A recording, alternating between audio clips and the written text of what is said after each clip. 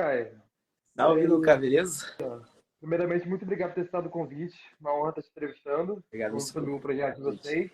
E primeiro, Obrigadão. cara, eu queria até saber de onde que veio esse nome, cara? 051023, cara. Eu fui falar na introdução e falei, mano, o que é isso? É uma senha, um código?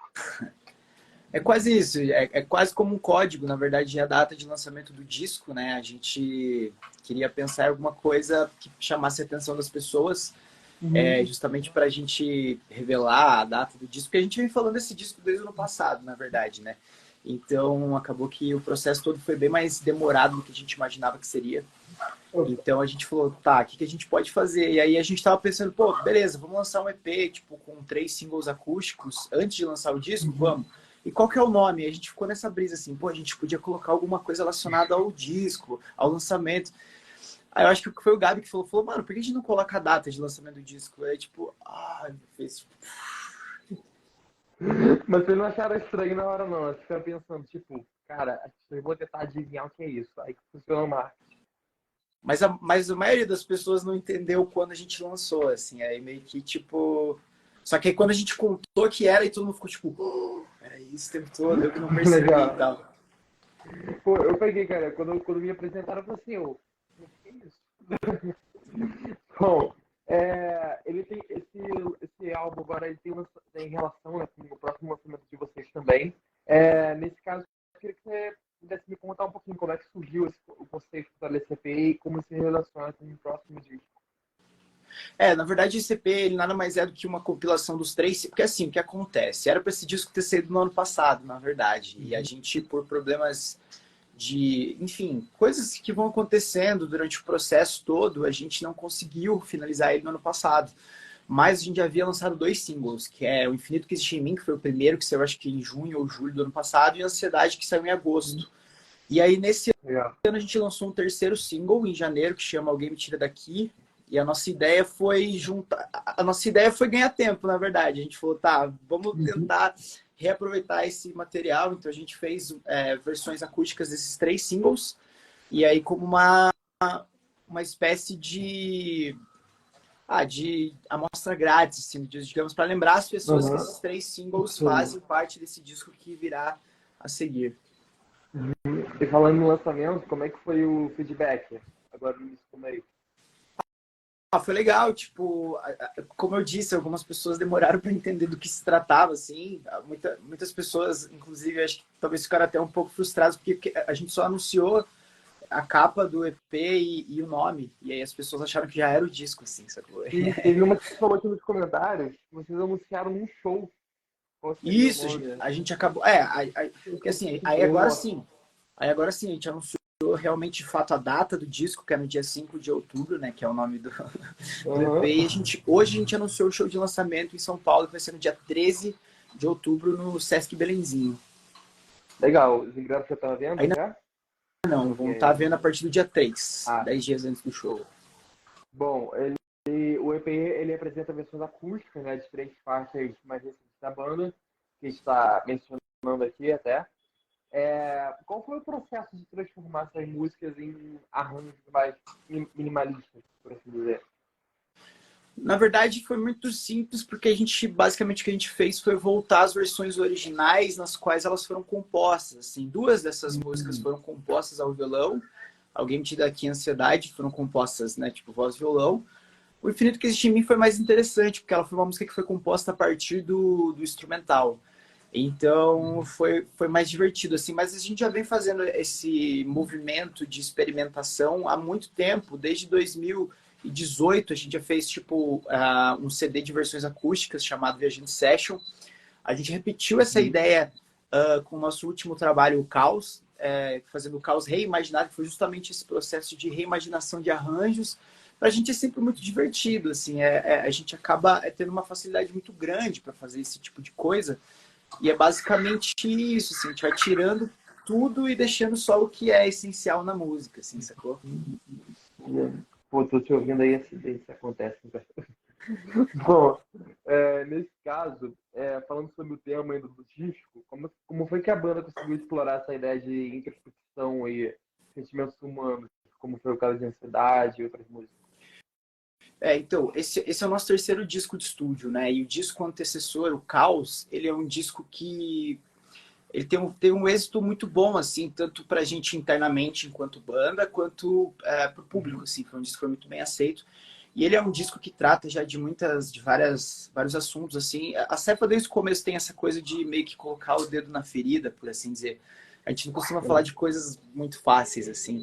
E o Caos é um disco que fala sobre todas essas coisas, mas de uma visão um pouco mais de fora para dentro, assim, é sobre como essas coisas de fora afetam o indivíduo. E nesse disco, o processo foi o oposto, assim, foi trazer de dentro para fora. Então, quando a gente foi compor o disco, a gente se isolou numa chácara em março do ano passado, assim como a gente já havia feito no nosso disco anterior.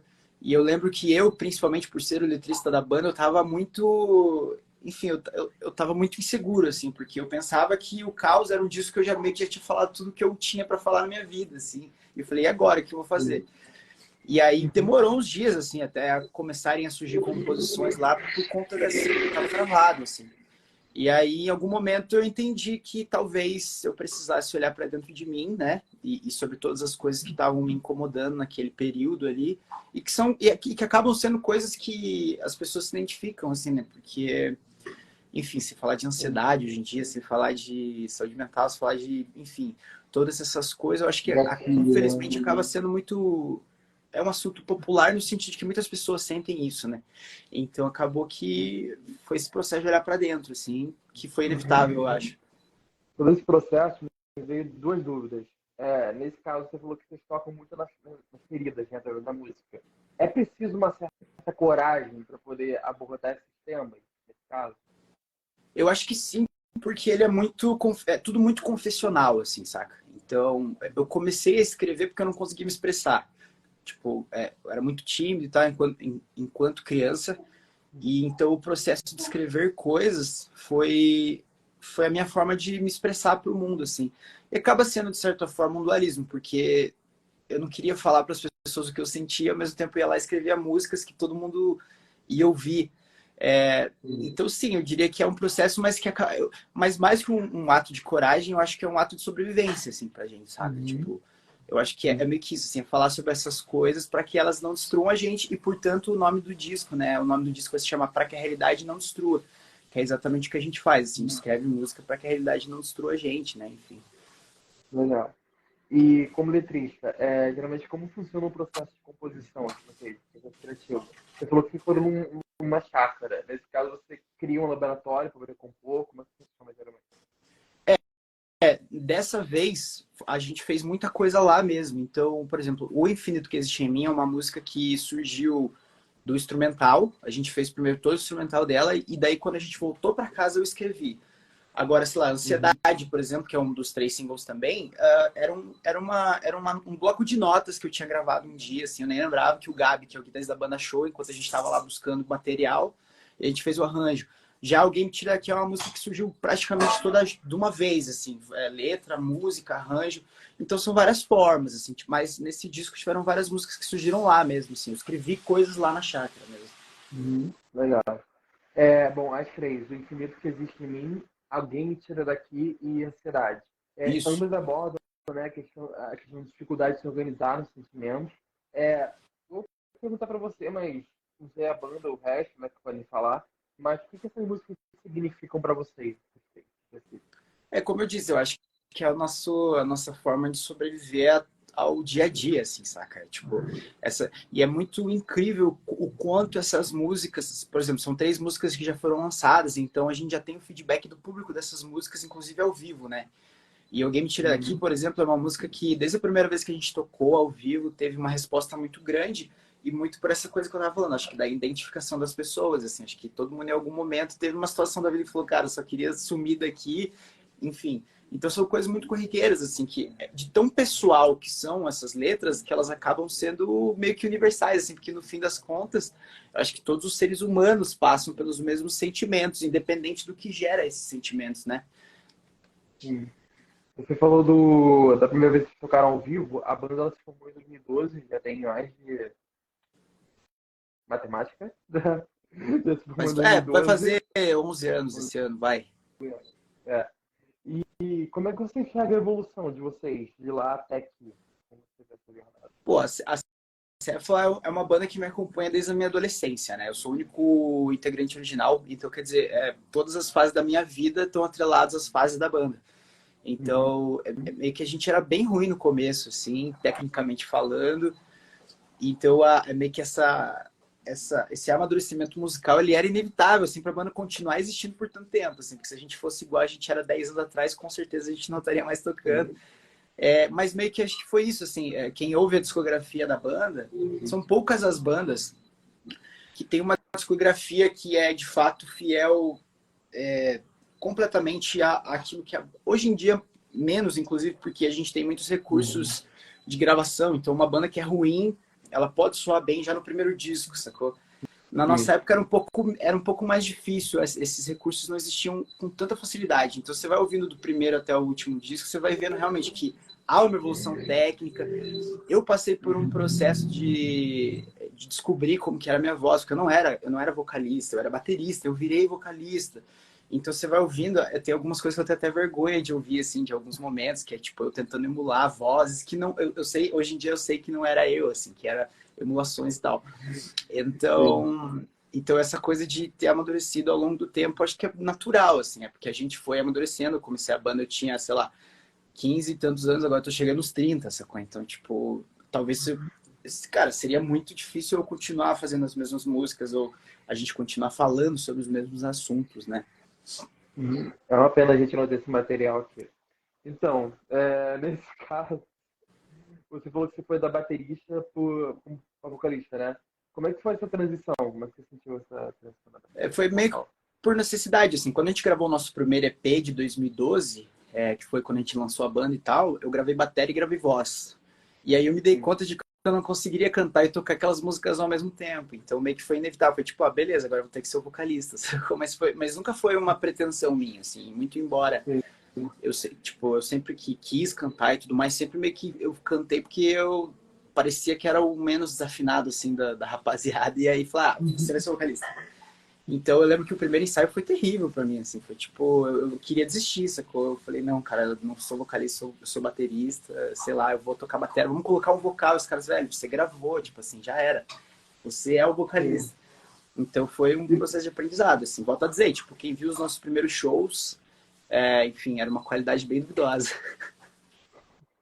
Isso pode até servir de inspiração, tipo, para quem quer começar na música e tudo mais. Dá para transformar, nesse caso. Com certeza, com certeza. Tipo, talvez nem seja a melhor pessoa do mundo para falar sobre ser aplicado e estudar e tal, porque as coisas que eu aprendi foi meio que na marra.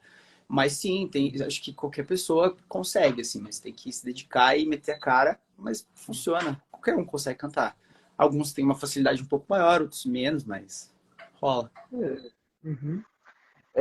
O último álbum da banda, Caos, né, ele abordou uma variedade de tópicos, né, questões sociais, pessoais, por exemplo.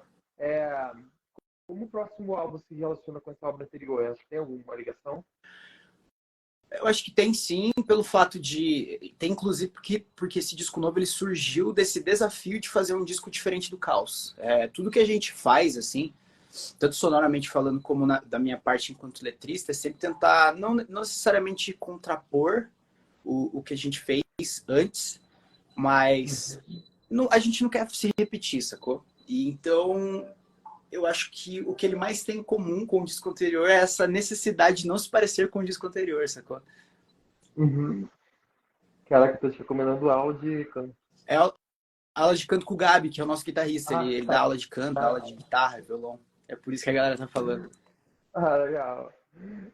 Então, agora falando sobre redes sociais, ainda mais na pandemia, né? Elas deram um verdadeiro boom, né? Assim, ajudaram muitos artistas a se revelarem e tudo mais.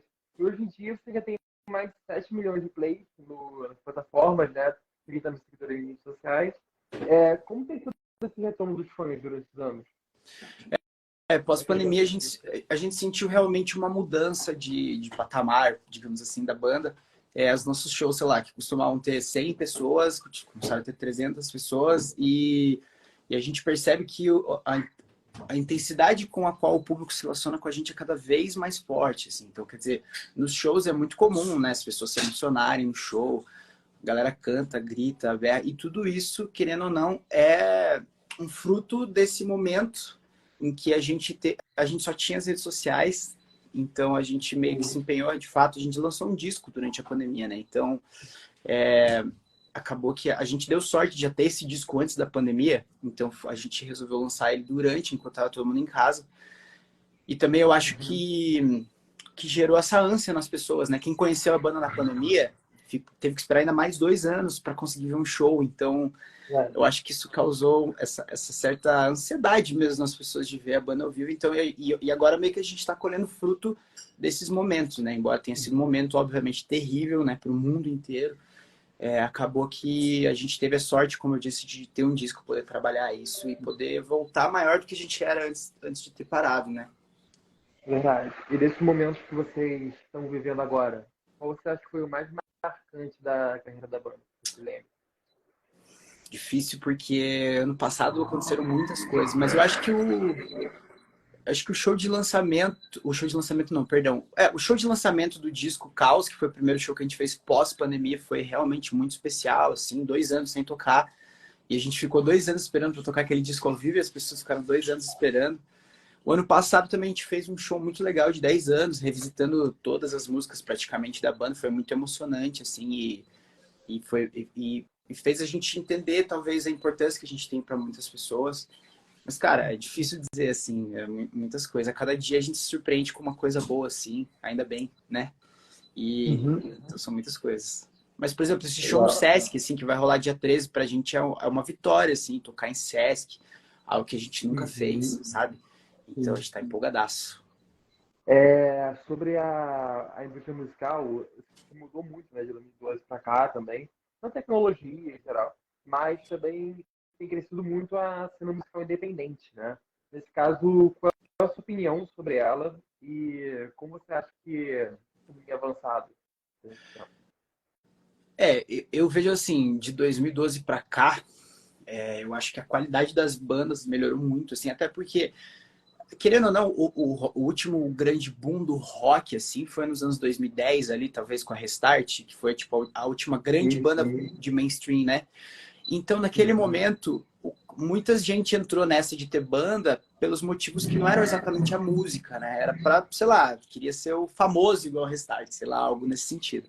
Então, tinha muita gente ali que não fazia ideia do que tá fazendo. Inclusive, a gente não fazia ideia, mas a diferença de intenção de pessoas, talvez, que ficaram na metade do caminho pra gente que continuou, e aqui eu cito várias bandas, eu acho que é justamente isso. A gente levava a coisa a sério mesmo, a gente fazia aquilo pela música, pela arte, por um ideal.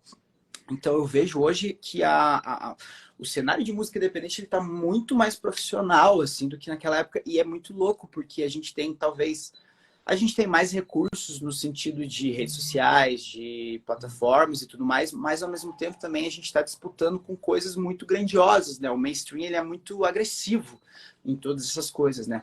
As pessoas acham que um artista determinado tá lá em primeiro, ou sei lá o que, no top 3 do charts mundial. As pessoas acham que isso aconteceu de forma orgânica. A gente sabe que não, né?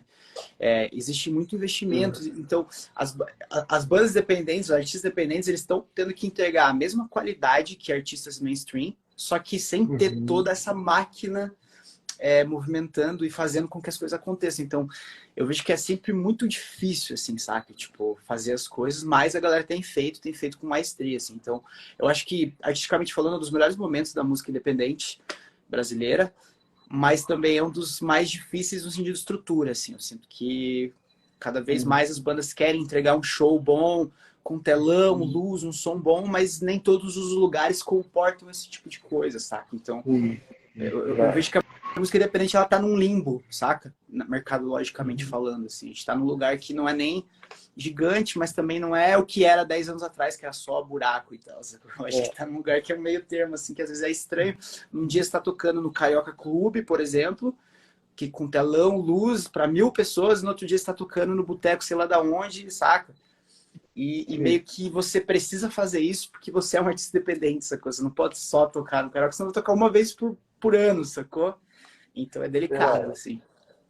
E falando nisso, como é que tá a parceria com a Maran? que vocês estão achando de trabalhar com ele? Pô, a gente iniciou essa parceria esse ano, na metade do ano pra cá, e, pô, Uhum. foi muito legal. O Rick e toda a galera, a gente já tinha falado pra ele que a gente tem muita vontade de tocar em festivais. O Sesc era algo que a gente tinha Sim. comentado sobre. E tudo isso vai rolar, assim. A gente acabou de tocar num festival super legal em Santa Rita do Sapucaí, que é o Hacktown, né? Uhum. Ficamos lá, tipo, 4 dias numa casa junto com vários artistas. Foi muito legal. Então, cara, tá sendo muito bom. E também eles vão lançar o nosso disco, né? Então, além de fazer toda essa parte de agenciamento de shows, a gente também vai lançar o disco juntos, né? Pelo selo da Manaã. As Uhum. expectativas são boas. Bacana. Antes de a gente ir para a última pergunta, que é sempre uma mais reflexiva, nesse caso, eu queria entender um pouco, até para o pessoal que está conhecendo vocês agora, né? Como foi que nasceu o projeto da banda? Vocês, como vocês se conheceram? O grupo? Ah, aquela coisa. Tipo assim, na real, eu tenho banda desde que eu me conheço por gente, assim, desde antes Uhum. de fato ter uma banda, já tinha várias bandas na minha cabeça, assim. E a Cefa foi uma banda que surgiu lá quando a gente estava no ensino médio, terceiro ano do ensino médio, aquela coisa de tipo, é meio que aquele momento que você tem que decidir o que você vai fazer pro resto da sua vida, né? Aham. Pô, Entre aspas, eu vou conheço. fazer uma faculdade, vou fazer uma banda, vou fazer os dois, não vou fazer nada, sei lá, né? E aí o Lucas, que era o meu amigo da escola, foi o primeiro guitarrista da banda, a gente começou enfim, eu já tinha tido outras bandas antes, como eu disse, eu era batera, mas aí eu vim com esse projeto, que era a Cefa, que enfim, eu tinha algumas músicas que a gente ia gravar, e aí Uhum. juntamos com mais dois amigos, e foi meio que assim, a gente montou uma banda meio que despretensiosamente, que era só para dar vazão ao repertório que eu já tinha, que se tornou o primeiro EP da banda, né? Sim. E aí as coisas meio que foram ficando sérias conforme o tempo foi passando, mas a gente sempre levou isso muito a sério, assim. Eu lembro que desde o primeiro show eu já tinha uma preocupação absurda com detalhes que muitas outras bandas não tinham naquela época. Mas foi Uhum. algo natural, assim, foi tipo... É aquela coisa de que meio que você não escolhe, assim, sacou? Acho que ser músico, ser artista, você não escolhe, assim, é meio que você não tem outra escolha, sacou? Você pode tentar fazer várias outras coisas, é meio que isso, eu tentei não ter banda várias vezes, mas não teve como, assim. Foi tipo, tá, beleza. É. Essa vai até dificultar a última pergunta, cara. Você acabou se dificultando. É, tomara. Nesse caso, você falou que você tem banda desde que você me conhece por gente. Mas, Caio, se você tivesse que resumir assim, em poucas frases, o que a música significa hoje pra você na sua vida? O que é a música? Ah, uma parte de mim, sacou? Sempre foi. Tipo, a música me salvou, me salva todo dia. Subir num palco, compartilhar com as pessoas as coisas que eu acredito, as coisas que a gente acredita, as coisas que a gente passa. É uma. É realmente uma forma de. Volta a dizer, a música pra mim é sobrevivência, sacou? Se não fosse a música, eu não teria. Cara, eu não teria metade das coisas que eu tenho. E eu não digo de forma. Eu Uhum. não falo de bens materiais, assim. Tipo, talvez as pessoas mais importantes da minha vida vieram pra minha vida por conta da banda. Então, por conta da música, sacou? Tipo, eu acho que se a música não existisse na minha vida, eu não existiria, assim, sacou? Eu não sei onde eu acabo e ela começa, saca? E pode parecer algo Sim. meio piegas ou, tipo, a frase pronta, mas é a realidade, assim, porque, cara, o dia inteiro eu penso nisso. Toda a minha vida ela foi moldada pra isso, sacou? Tipo, para Uhum. aquela 1 hora em cima do palco, para lançar um disco que muita gente vai chegar e falar, pô, essas músicas fizeram sentido para mim, elas me tocaram, saca? Então é meio que Uhum. a gente encara a música como missão, assim, eu falo isso pelos meninos também, porque é realmente uma coisa muito forte, assim, não é só a gente tem uma banda aí pra se divertir, óbvio, a gente adora tocar, a gente se diverte, Uhum. a gente é muito amigo, mas, tipo, é meio que a gente encara como, tá, eu acho que eu nasci para fazer isso, sacou? Tipo, eu acho que eu preciso fazer isso, se eu deixar de fazer isso, talvez eu deixe de existir, tá ligado? Aí.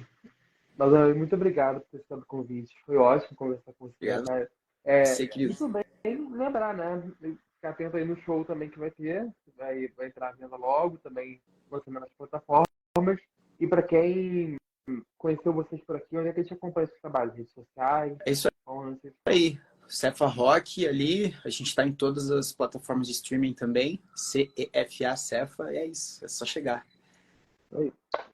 Valeu. Então foi isso, pessoal. Mais uma vez, lembro vocês que se perderam alguma parte da live ou querem rever a entrevista, ela fica salva aqui no Instagram e nas plataformas YouTube, Spotify, Amazon Music e Apple Podcast. Basta procurar pela gente lá. Até a próxima, cara. Valeu. Valeu!